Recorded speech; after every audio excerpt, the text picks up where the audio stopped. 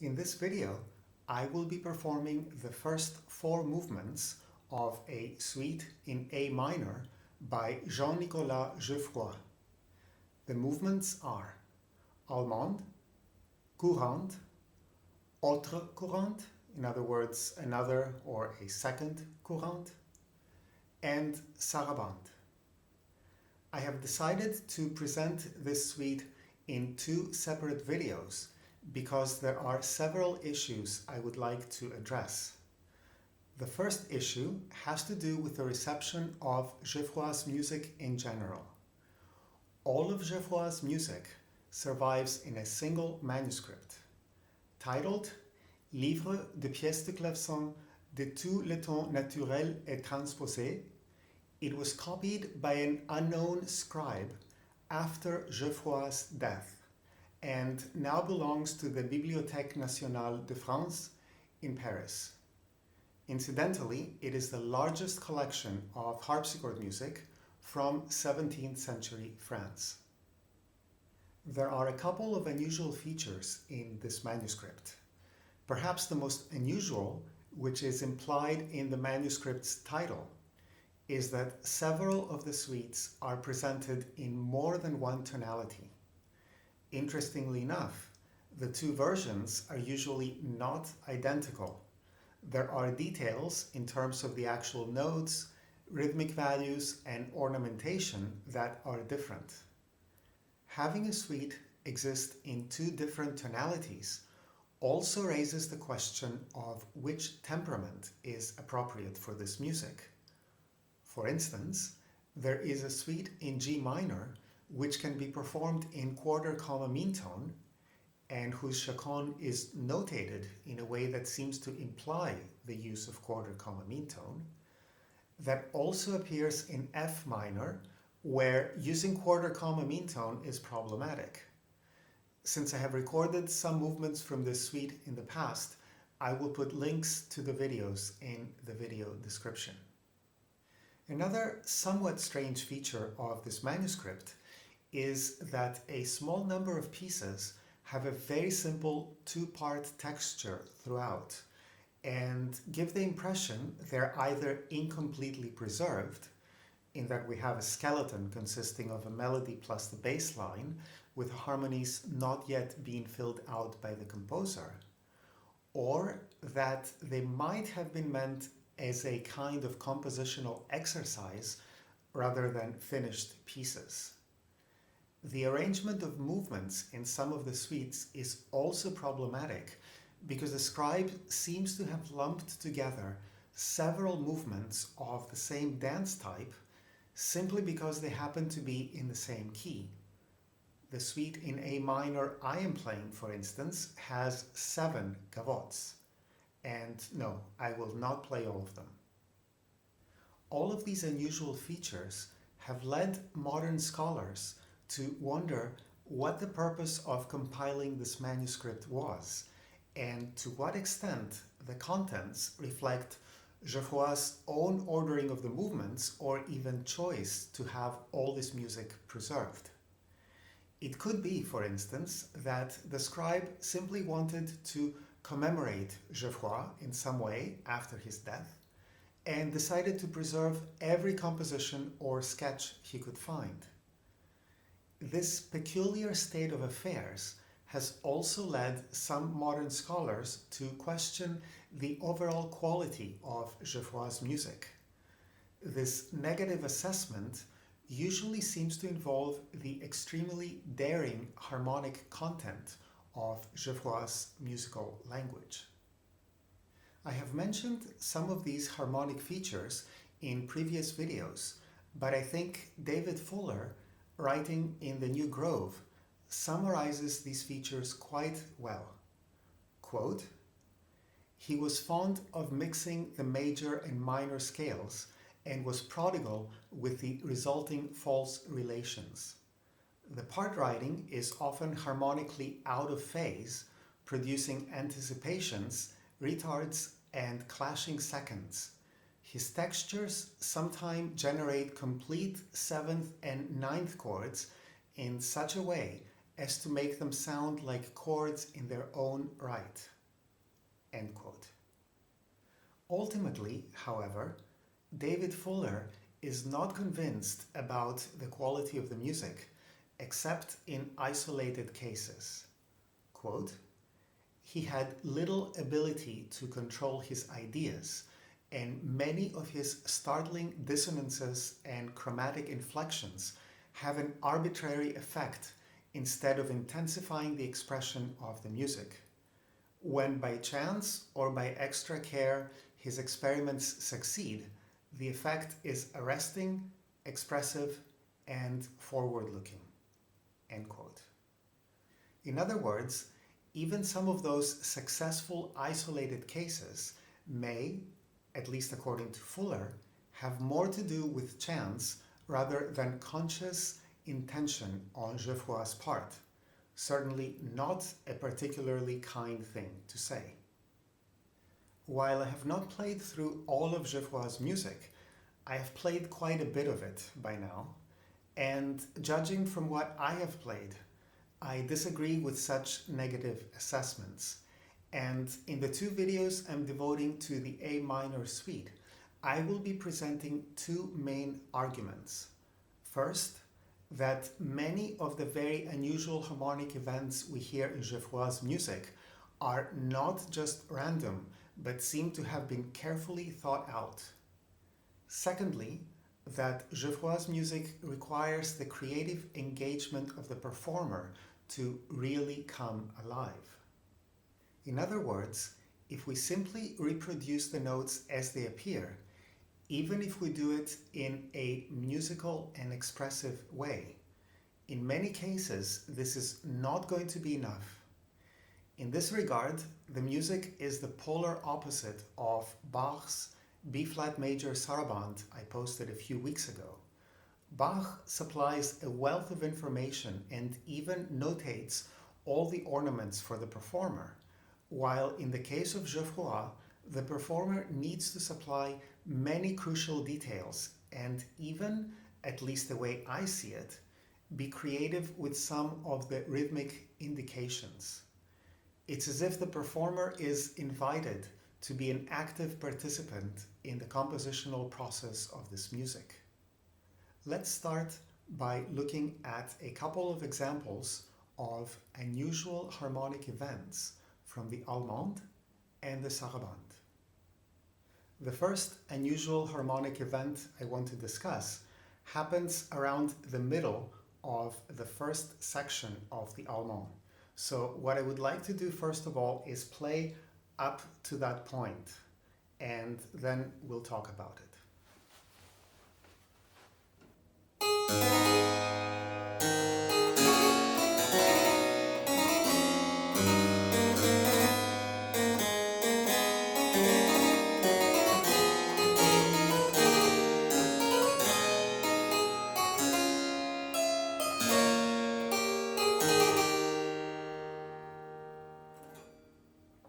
And of course, the event I have in mind is this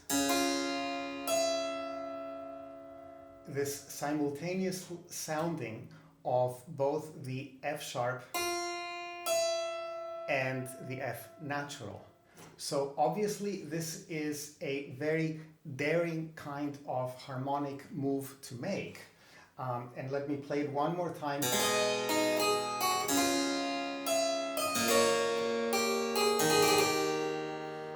I think it's very beautiful and very expressive. It's also very daring. However, it is not something that happens out of the blue, even if at first it may seem so. If I start playing the piece, there are at least two more places where Geoffroy is already playing with this F sharp, F natural clash. It happens so that the two voices are moving a little faster, so perhaps we don't feel it as much.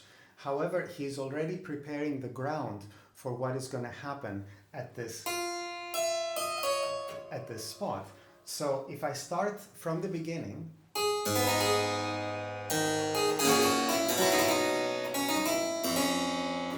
right there we have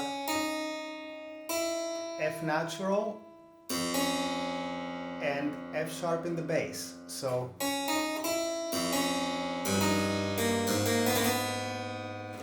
it happens much faster, but it is still there. And then moving to the next measure, the same kind of thing happens, only now it happens in two different ways. The first way is again this juxtaposition of F natural in the right hand and F sharp in the left hand. So here is the F natural. So they happen right after one another. The second way that we see this here is in the chromatic descent in the left hand.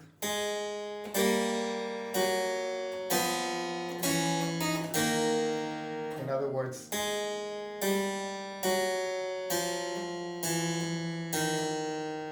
so that by the time we get to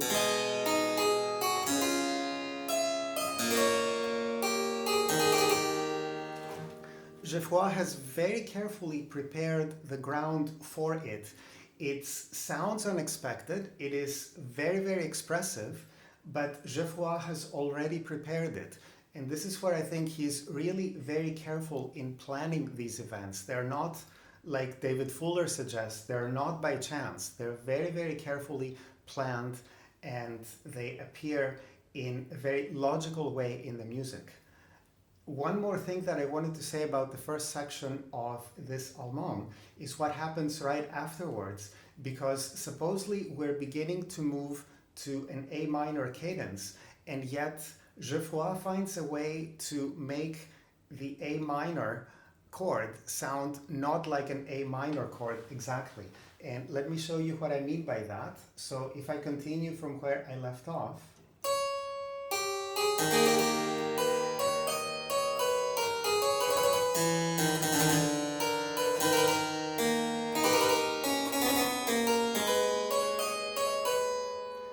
there I think we have definitely reached an A minor cadence. However, there's also one here.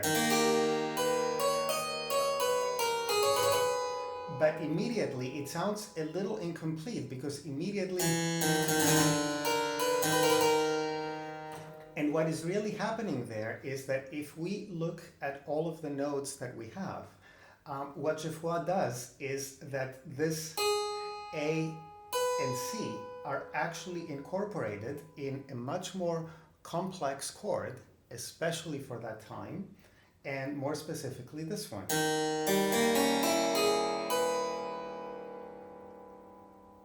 Which is basically a dominant chord, E major. However, it's not just a 7th chord, not just a 9th chord, not an 11th, but actually an E13th chord.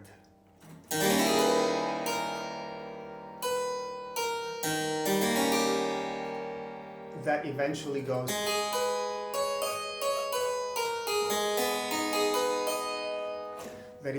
resolves to A minor. But I think it's very, very interesting how we seem to get to A minor, we seem to get to a tonic cadence, and yet the way Geoffroy writes the music, he's kind of prolonging this E dominant chord by enriching it with these extra notes and making it into an E13 chord. Now let's turn to the Sarabande.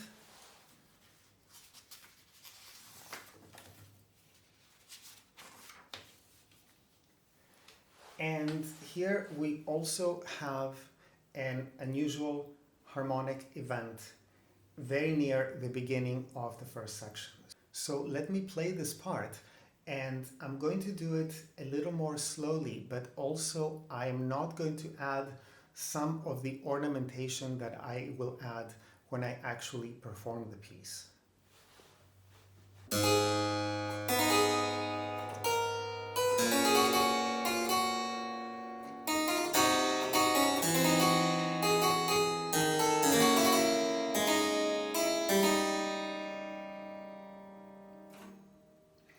And of course, this harmonic event here is this.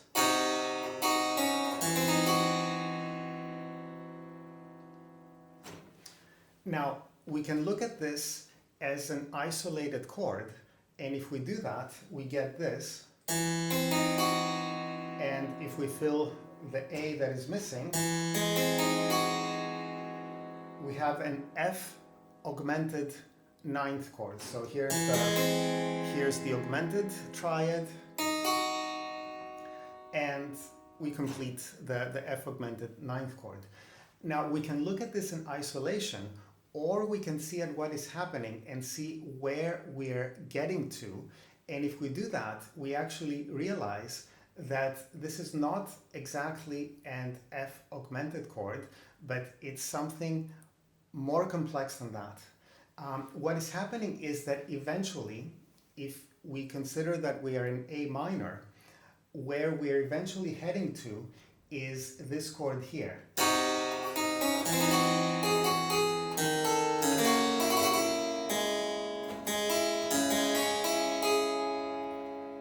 Which is, of course, a subdominant chord. And what Geoffroy is doing is that he is actually relating what we listened to before to this subdominant chord. How is he doing that? Well, if instead of just looking at this chord as an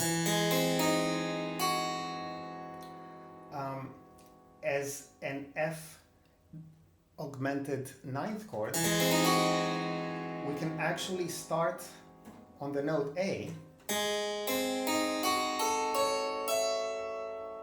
Here's your F now at the top. And what we have is, like in the Allemande, we have another dominant chord, but a dominant 13th chord built on A, which then, of course, resolves to the subdominant. And you can tell this that already from the very first harmony, the very first chord we hear in that measure,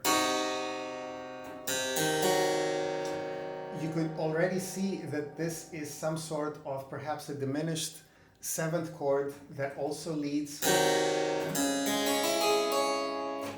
to the subdominant. So basically that entire measure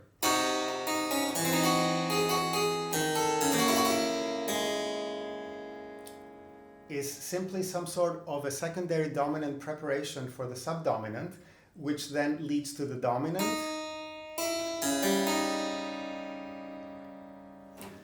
And again, what I'm trying to suggest here is that all of these very surprising events are not simply isolated. He's not simply just writing some bizarre chord just for the sake of it. He has actually planned it very carefully so that he integrates it within the harmonic structure of the piece. The other point that I wanted to make with this Sarabande, and this is not something that I can really demonstrate, so this is something that you will have to listen for as I am playing the piece, and you can look at the score. That is what I mentioned before, that this music really needs the active participation and imagination of the performer to really come alive. What I mean by this is that even if we play this Sarabande in a very musical way, even if we follow some of the conventions of historically informed practice, even considering that we could add certain things that we expect in French music of the time, like if we play notes inégales, for instance, or if we add some ornaments that are not written in but are actually implied. All of this, I would suggest, is still not completely enough to really bring this piece to life. There is a really wonderful quote by Neil Perez da Costa, and I will simply read it for you right now, and then I will explain how this applies to this piece. We've been taught to look at a page of music and to say, that's how the music sounds. It's as it looks on the page. But in the 19th century and earlier, the written score was really just the starting point. It was like a roadmap. It didn't have the trees and the dogs and the cats and the flowers and the colors. It was just the kind of thing to say, here are the notes, but you have to actually paint it all in. Make the sound picture. Now, what I would like to suggest here is that, of course, what Neil Pearce da Costa says is absolutely true, and it's something that I have mentioned in many videos before. But one thing that I would like to point out is that some composers are going to give us a little more information than others. So perhaps we don't have all the trees, we have to paint them in, but maybe we get a couple of the trees and maybe one dog and one cat or something like that. Well, here there are really no trees, no dogs, no cats, maybe a couple of beautiful flowers like, this. We have some of the flowers and the colors, but a lot of other things are really not there. And what I want you to pay attention to as you're listening to my performance of this piece, I'm not trying to suggest that this is the way to do it or that what I am doing is what other performers should do. But what I want you to pay attention to is the fact that it's not simply a matter of playing a few notes in egal and adding some ornaments, but it's really a matter of even changing the rhythm a lot, like so that we can have perhaps certain straight eighth notes that I'm going to change in various ways.